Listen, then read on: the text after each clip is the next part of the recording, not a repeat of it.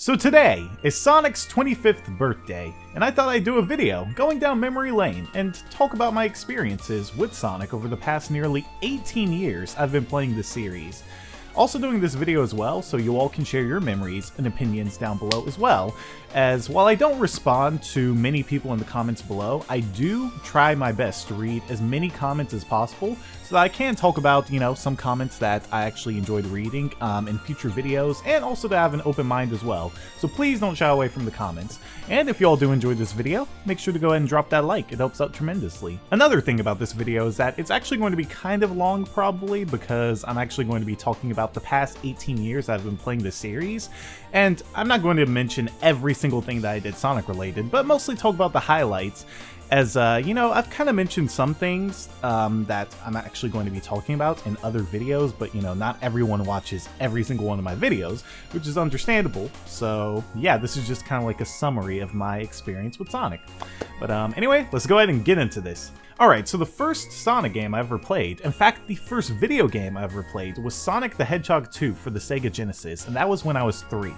My cousin owned a Sega Genesis with Sonic 2, and we would always play the multiplayer whenever I would go over to his place or whenever he would come over to mine.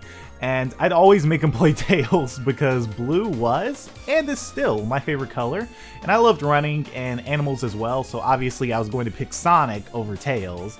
And then another thing about Tails that bothered me was how he could fly in the previews, but you can never actually make him fly in the game. So that just kind of made me think he was even more lame. For quite a while though, this was the only Sonic game I played because my first console I ever owned was a PlayStation, and it would take quite a few years until I actually got a Nintendo GameCube. And when I got that for Christmas, that was when I got 3 games, and those were Tony Hawk Pro Skater 3, Mario Party 4, and Sonic Mega Collection. So Sonic Mega Collection is actually the first Sonic game I ever owned. And you all already know, when I got that, that was the first thing I put into my GameCube, and I played Sonic and Knuckles and Sonic 3 pretty much instantly. Around this time, I would have time limits for how long I could play video games, kind of like how parents are. They're like, oh, you can't play too many video games. So usually I would just play Sonic 3 the most because it actually had a save file for it. So I never really fooled around with the other ones since they didn't. But sometimes I would turn my TV on when everyone was asleep, put it on mute, and play the other games, which probably sounds like a crime because, Sonic is known for having amazing soundtracks, so you obviously want to listen to them, but this was the struggle era for me. If I got caught playing video games when my time limit was already done, I would have been banned, probably grounded for like years, and at some points that actually did happen, but we're not going to get into that right now. That's actually the one reason why I'm not too familiar with the soundtrack for Sonic 3D Blast, because I would always play that game on mute, and then because I didn't really enjoy it, I never revisited it when I got older. At first though, I could never get too far in Sonic 3 because I could never get past the Barrel of Doom. And I didn't have internet, but once I went to the library and got my internet pass, I finally figured it out. And I also remember the day when I first unlocked Sonic 3 and Knuckles, and I was freaking out because Knuckles was one of my favorite characters at the time, but you could only play him in Sonic and Knuckles, and that game didn't have a save. But then when Sonic 3 and Knuckles came out, it was just like, bruh, it's over. Another reason though why I love Mega Collection so much is because it has some of the most memorable music ever. Like this game is the definition of my childhood, and I love the menu music, especially the main one. And then the extras music would always get me too, because I'd read the comics or watch the SA2 and Sonic Advance promos, and I can just still remember that vividly. Like I would just be looking at the comics, the comic covers for like hours, and just be like, dang, where can I find these? A couple years later, I got a Sega Game Gear off of eBay for my birthday, and worst decision of my life. Had no idea that thing sucked the souls out of not 2, like the Game Boy Color, but 6 batteries. So I got a ton of Sonic Game Gear games with it, but I really didn't like them that much and could never get far because the handheld always died on me so fast. The next few Sonic games I played were some on the Nintendo GameCube, as for a good while, my mom wouldn't let us play video games for like a couple of years because she said we should focus on educational stuff. But one time for Christmas, I had the option between getting a Nintendo DS with Sonic Rush or all of the Sonic games for the Nintendo GameCube. And I definitely chose all of the Sonic games for the GameCube because they had just released Gems Collection, and I didn't want to just own one Sonic game since Rush was the only one out at the time for the DS. This was also my first time owning the adventure titles, and I could definitely say after getting those along with Sonic Heroes and Gems Collection that I had a ton of fun for years, because I would play the main stories of the game when I was, playing by myself, and then I would play the multiplayer modes with either my sister or my dad, and was super obsessed with the multiplayer in SA2, Heroes, and Sonic the Fighters. But I think my favorite games for the single player were Heroes and SA2 because I love the story, the music, and characters for both games. Shadow was almost my favorite character at one point, and SBO and Vector quickly became favorites as well. I also liked Adventure, but didn't like Big Story, which was the only thing that prevented me from beating that game at the time. Sonic R was also a childhood favorite, which was on the Gems Collection, but I did hate the controls, but I had a lot of fun playing it with the extra characters, and it was the only racing game I actually owned at the time. I know that sounds crazy. You're probably thinking like, what? You didn't have Sonic, like you didn't have Mario Kart or something like that? But nah, like I said, this was the struggle era for me, so the only time I would ever get video games was around Christmas. Anyway, though, I just loved the soundtrack for the game. Like, it was just, I don't know, it hit me. It hit me so hard. And, I tried to actually memorize the lyrics to all the songs in the game.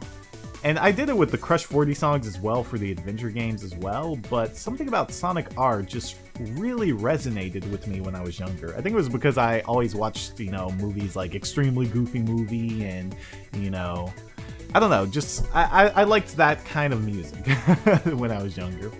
A year later, though, I got Sonic Riders, which I put a lot of hours in because I unlocked all the characters and moved on from Sonic R then because Riders was so much more enjoyable as a racer and it had a much cooler vibe to it.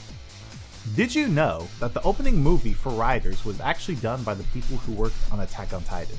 And yes, I totally just had my own little Did You Know gaming moment. Soon after, I got a Game Boy Advance and played the Advance titles. I'd played the Flash games online that were basically Sonic Advance 1 and 2, but never actually played the official games on a Game Boy Advance, so I was excited when I finally could. I loved the games, but I always hated the special stages, and I remember vividly how annoying getting the Chao in Sonic Advance 3 was. Also around this time, my family had gotten internet, so I looked up game facts all the time so that I could find unlockables in the games that I owned, and would visit Sonic Central daily. Does anyone else remember that? Like, Sonic Central was so amazing. Like, oh my god, the memories are just flooding in right now. Like, I would go there every single day if I could. Like, if a computer was near me, I would always go there to see if there was anything new coming out. And I loved listening to the Sonic Riders theme song that would greet me whenever I visited the site. I also looked to see what others thought of Sonic, and this was kind of when I found out that people had negative opinions on Sonic, as at the time, Sonic 06 had come out, so people were saying it was one of the worst games ever, and then all of a sudden, everyone was just being really negative about other games, like Sonic Heroes, saying that that was Sonic's downward streak, which led to Shadow the Hedgehog, and then Sonic 06. And it was kind of weird because, Sonic was my favorite series, and, I had never seen it get bashed so hard. And it was funny, too, because I actually wanted a 360 for next Christmas if, my family could afford it. And I wanted Sonic 06 because I saw the trailers for, like, Sonic Next Gen, and it looked so awesome. But then found out how bad it was, so was super apprehensive about it. I'm not gonna lie, when I was younger, I definitely, really blindly defended Sonic a lot. And I don't know, it's just like when you're a kid, you kind of overlook things, and, stuff like physics or how slippery a game isn't something you really pay attention to. And, some people may be like, oh my god, you still defend Sonic blindly now, Kobe! But, that's your opinion. I don't think I do. Anyway, though, also around this time, I started collecting the Sonic comics and watching the shows, like Sonic X, which I would watch with another one of my cousins a lot. And I loved the first 2 seasons of Sonic X, but really did not like the Meta X arc. The comics, though, were just amazing, and it actually got me into drawing more because later on in my life, I started trying to do like redraws of, you know, comic covers and all that stuff that I enjoyed. You know, Tracy Yardley at one point was like one of my idols because I just loved how amazing and how hype his Sonic comic artwork was. So yeah, Sonic comics, huge thing for me. For Christmas 2007, though, I finally got a Nintendo DS Lite because Sonic Rush Adventure had just come out and wanted that game, along with the original Sonic Rush, so I got them. And Rush Adventure was one of my favorite games because I love the boost mechanic, the music, Blaze the Cat, and the online mode was really fun too. And I don't know, just something about the game was more enjoyable than the original Sonic Rush. In fact, I remember loving the game so much that after I 100%ed it, I deleted my save file and started over again because I just had so much fun with it. After Sonic Rush Adventure's release, though, I started really following the franchise as much as possible online. My family had moved again at the time, so we didn't have internet this time around, but we would go to the library a lot, and whenever I did, I would always watch Super Smash Bros. Combo videos with Sonic from Brawl. And then I would also watch other Sonic-related videos from people like Darkspine Sonic, and then, you know, other YouTubers, because I think people like Peroxide and First Kirby Ever, they started doing videos after Sonic Unleashed came out, and that was when I started watching them. But anyway, yeah, after a couple of months, though, of just me checking Smash Bros. Brawl videos and all that stuff and other things, that's when Sega finally announced Sonic Unleashed. And this was pretty much like, oh my god, this was like the best part of, you know, my childhood with Sonic, because I would scrap for coins around my house just so I could print articles about the game and screenshots of the game, so I could just take them home with me and, you know, kind of look at them. Like, I know that sounds really weird, but I just thought the game was just so beautiful. Like, it looked amazing. And, you know, sometimes I would actually, like, redraw, like, some of the different actions or movements that Sonic had in the daytime stages or the Werehog had at the nighttime stages. I think one reason why Endless Possibilities gives me so much nostalgia, more than any other Sonic game, is because Unleashed was the first game from the series that I could actually keep track of before its release. And when the Endless Possibilities trailer came out, bruh, I was just super infatuated because, like I said, the game was so pretty, it was so ambitious, and at the time, I thought the Werehog was super cool. Didn't really understand it, but Sonic fighting enemies with punches was something I hadn't done since Sonic the Fighters because I didn't own a Wii at the time, so couldn't play Brawl. And, oh yeah, I completely forgot to mention that. Yeah, Sonic the Fighters was another thing I played on Sonic Gems collection a lot. I would love doing the weapon grab with Sonic and stuffing the bomb and being the Dynamite's mouth. That was so funny. Anyway, though, yeah, what was I talking about? Oh yeah, Unleashed. So yeah, I would go to the library every day to see if a new trailer or some new info came out, as the anticipation was just killing me. And I didn't even have a 360 at the time. Then, after a few months, that was when Sonic and the Black Knight was revealed in the Nintendo Power magazine, and I was just flipping out because it was Sonic with a sword. Like, Sonic's turning into a Werehog, and then now he's getting a sword. So it's just like, what is going on? Everything's going crazy right now. And then when the trailer from the Tokyo Game Show was released and showed us what the gameplay was like, I got goosebumps the moment I heard Night of the Wind and saw the gorgeous art style used in the trailer. Like, it just had this really rustic, cool, like, old book. I don't know, like, the artwork or the art style looked like, you know, pages from, like, a really old book that's just, like, aged. But, yeah, anyway, those games just had me so hyped, and I followed them from day one to their release. Like, the moment they were revealed to when they were released. And I really hope Sega can get us hyped again like we were for those games, because, you know, I've never been as excited for a Sonic game since those days. And they weren't even the best in the series, but the presentation for the trailers for Unleashed and Black Knight were just on another level. Also, a few months beforehand, Sonic Chronicles was revealed in Nintendo Power, and I think it was a world exclusive reveal. Anyway, yeah, I was just basically going crazy all of 2008 because Sonic Chronicles: The Dark Brotherhood was actually the first Sonic game I bought on launch day. And I enjoyed it thoroughly because it was one of the first RPGs I'd played in a while, because I used to play Pokemon, but my mom was super religious and one of those people who thought, Pokemon were the devil, so basically I hadn't played an RPG since I was like 6, because I didn't really have the money to buy other franchises, and all my old Pokemon games got tossed out, so I wasn't able to play Pokemon, or just didn't really have the time to play other RPGs, or maybe not the time, more so the money. I didn't have the money to play other RPGs.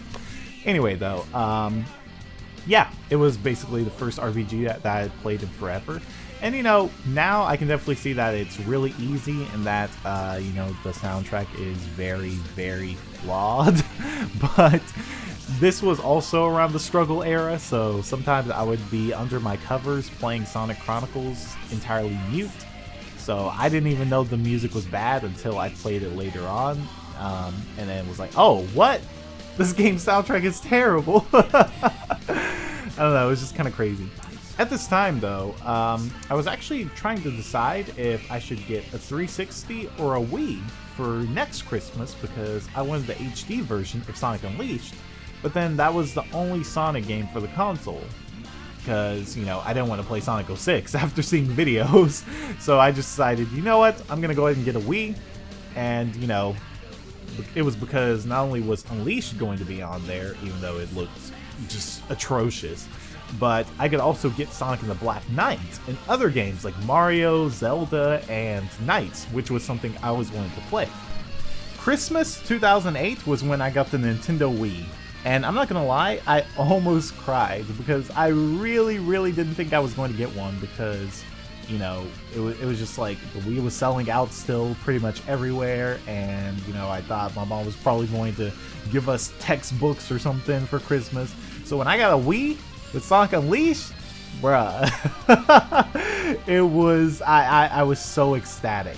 And then the best part about it was that I was told that Sonic and the Black Knight had already been pre-ordered and paid off for me too. So when that game came out in March 2009, I was going to have it. I didn't have to worry about selling any games. I didn't have to worry about scrapping around the house for coins and quarters and all that stuff. It was completely covered for me. So I was just like super, super happy. Thing is, though, is that I never actually completed Unleashed for the Wii because I didn't like it that much, and was really devastated when I saw IGN and other websites give the HD version of Unleashed an even lower score. So I was thinking the entire time that the HD version was way worse than the Wii version of Unleashed, and because I'm like, bruh, I don't even like Sonic Unleashed for the Wii. Just like, well, dang, there really is no point in getting the HD version. That's what I thought for quite a while. I did enjoy Sonic and the Black Knight when it came out, and was actually surprised by the bad reviews for that as well. Obviously now I know the flaws of, that game and Unleashed, but at the time I was younger and just like Sonic, so if some of his ideas strayed away from speed and platforming, I didn't think it was terrible. It was just a new experience.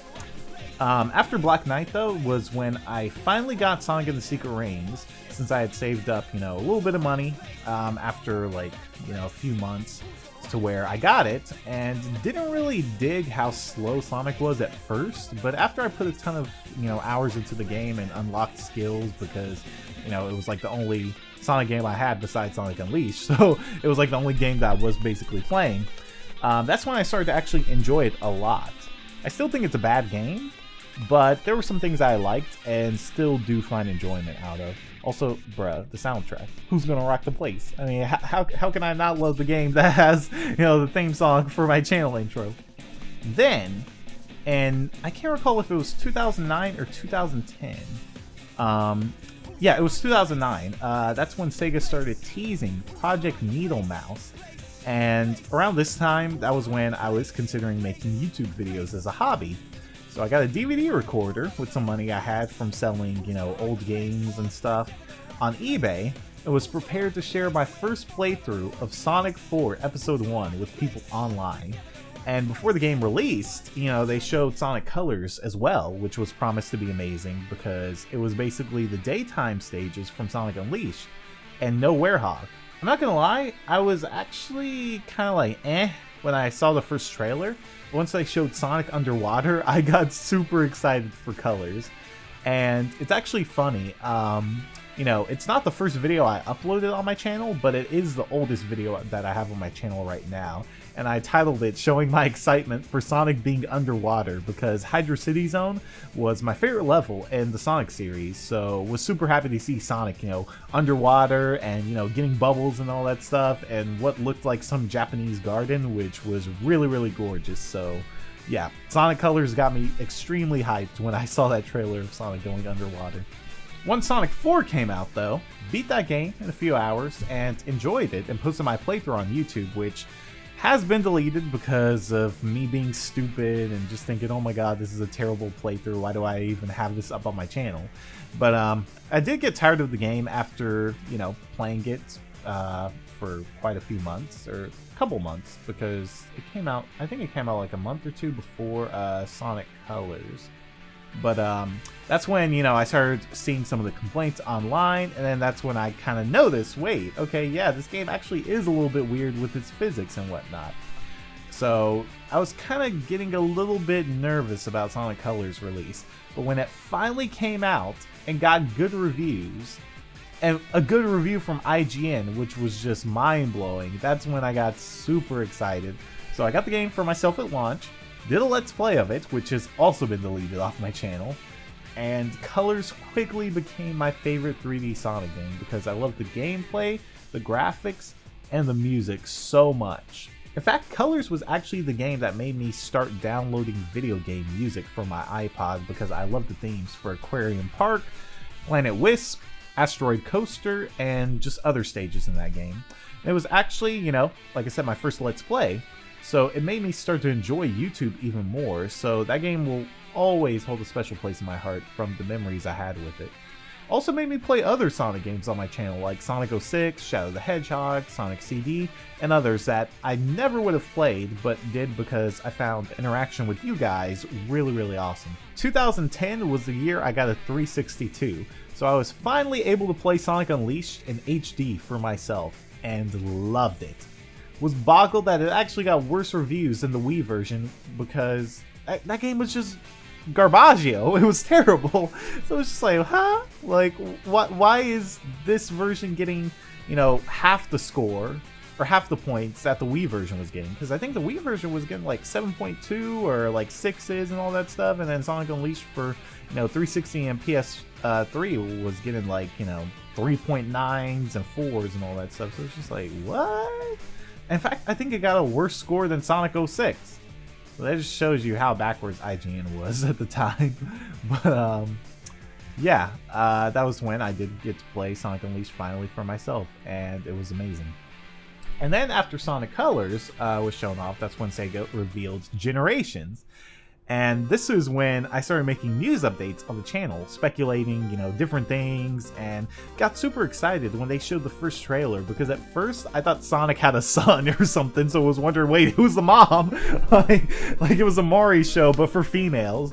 But then when I actually read the description of the game, that was when I was really hoping that Hydra City Zone would be remade, but that sadly didn't happen. Anyways, I followed Generations a lot, and it was the first time that I saw people actually show excitement for a 3D Sonic game, and hardly any pessimism because Colors was so good that people had faith in the series again. And while I wasn't as hyped for Generations as I was for Unleashed, it was more enjoyable to follow the news for that game because I could actually share my excitement with others and not get bashed for it. And around this time too, my 360 broke. It got the Red Rings of Death, so I needed a PS3 to play Sonic Unleashed. Or I'm sorry, not Sonic Unleashed, to be able to play Sonic Generations. And what happened was I actually entered into a contest on this website called My Likes, and my viewers back then helped me win it. So I got the PS3 just in time for the game's release. By the way, if you actually do remember that video and supported me back then, seriously, thank you so much, because So much wouldn't have been possible for me on my YouTube channel if I hadn't gotten that PS3.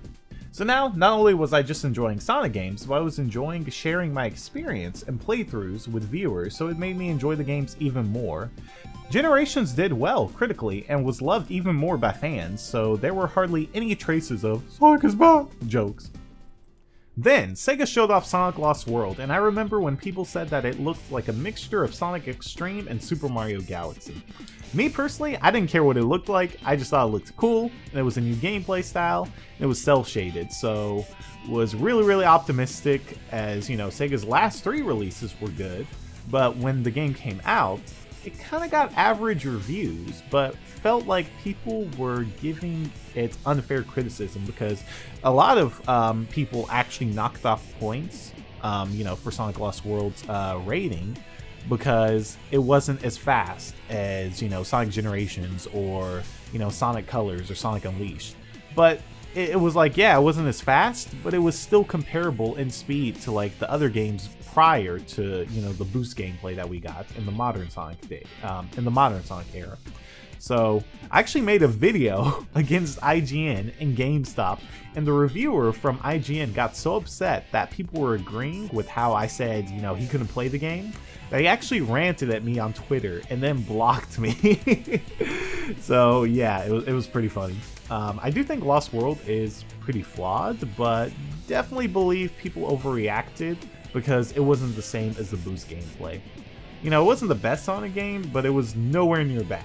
Sega later on decided to show off their new spin-off series called Sonic Boom, claiming it was the renaissance of Sonic, and that 2014 would be the year of Sonic. Sadly though, it was his year, but not in a good way. But, you know, at the time, Lost World wasn't bad enough for people to entirely hate Sonic, so everyone was still excited for, you know, a Sonic game that promised exploration and other playable characters besides Sonic. And I was pretty excited as well for Sonic Boom. This was actually the first year I would be going to E3 as well, so I could try the game out for myself. But when I did, I was extremely disappointed. Like, the game was just so boring, so bland, and so ugly, especially compared to the beauty that Lost World had.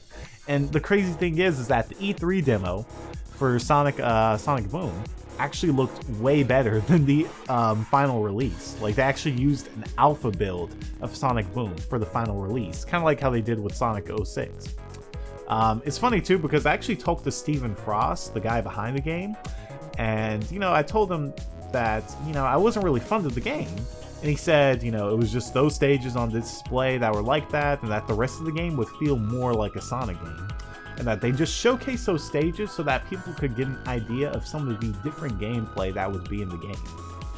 So, you know, I was kind of hopeful, but at the same time, when I posted my impressions video, which you can actually still find on YouTube, I basically said that what I played was really bad. I didn't like it. And, you know, then I played Sonic Boom again at the Sonic Boom event that they had in New York, and nothing changed. So I knew it was going to be a bad game when it came out, but still tried to be hopeful and have just a little ounce of optimism, even though I knew, I was like, man, this game is going to be terrible. Everyone's going to hate Sonic again. It's over. And when the game came out and I did my playthrough, it was the worst game I ever played. Never did I think something could top Sonic 06. Like, I never thought anything could top Sonic 06, but this game did it with ease. And, you know, I'm not going to dwell on Sonic Boom right now because it's already gotten a ton of negativity, and it was a game that prompted, you know, many people to start hating Sonic again. And it's really gotten annoying, like more annoying than ever. And, you know, I was around during, like, you know, the Sonic 06 time when everyone was bashing that game. And, you know, people still do bash it because, yeah, it's a terrible game. But, you know, now it's just kind of getting to this extreme. Like, there are bad and flawed games in the Sonic series that are contenders for some of the worst games ever made, but the good ones definitely outweigh them. Like, I feel like people now just hate on Sonic for popularity because it's so easy to hate on Sonic. It's kind of like the news. If the news reported only good things, would it be watched? Most likely not. See, people feed off drama and hate, so that's why we get people now hating on Sonic and, you know, news networks reporting non-stop on Donald Trump and stuff. So yeah, I do hate Sonic Boom with a passion, but it won't make me stop getting excited for Sonic games. As looking at the script I wrote right now, just kind of jotting down different things so that I could remember for this video, it's mostly good memories with the Sonic series. Like, there's hardly anything bad besides, hey, I had kind of like a few bad experiences with, games like Sonic 06, which I didn't really talk about too much in this video because, my playthrough is up there, and that was my first time actually playing that game. And, Sonic Boom being a terrible game. And this year is its 25th anniversary, and while I haven't been around for all of those years, most of them I have been around for I have enjoyed thoroughly, as Sonic is something I started playing as a kid and still find enjoyment in to this day, which I think is pretty awesome. I have way too many fun memories with the Blue Blur, and I'm extremely excited for his new games this year, including Sonic Boom Fire and Ice. Sega recently has even been willing to admit their mistakes, and they have great people like Takashi Iizuka, Aaron Weber, and now one of my friends, Matt, the owner of Tales Channel, working for Sega. So I believe they're learning, and everyone makes missteps, and while Sonic's definitely have been a bit more glaring and exploitable to make fun of than, other franchises, I still believe Sega will continue to deliver great games like the classics, adventure titles, Generations, and Colors. So Sonic, happy 25th birthday. Thank you for giving me so many memories and good times in the 18 years I have played your games. My apologies on this video being so long again, but it is 18 years I just covered, and would love to hear what you all have to say down below. If you have any stories with what introduced you to the series, what you love about it, how you're feeling about the 25th anniversary games, and just your general thoughts on this video, would really love to hear what you all have to say. Also, thank you for taking the time to listen to little old me just talk about this, walk down memory lane, and hope you all enjoyed it.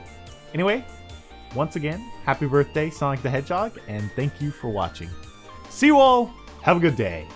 Peace, Republic of Kobanamites, and take care.